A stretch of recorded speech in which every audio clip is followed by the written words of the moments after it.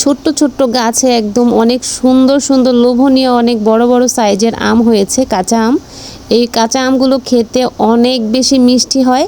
আমি খাইনি, কিন্তু শুনেছি ভাবি বা ভাইয়ের মেয়েরা বলেছিল অনেক বেশি মিষ্টি খেতে।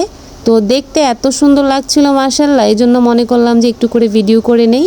তারপর সবগুলো আমের ভিডিও করেছি। এরকম অনেক কয়টা গাছ আছে এবং সব কয়টা গাছেই হচ্ছে এরকম মিষ্টি মিষ্টি আম হয়।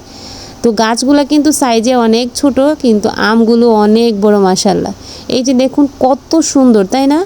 এই আমগুলো খেতে কতটাই না ভালো লাগবে।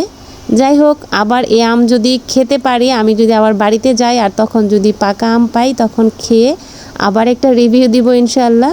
এই যে মাটিতে ঝুলে আছে একদম, এই যে কত সুন্দর ছোট ছোট মানে গাছে বড় বড় সাইজের আম।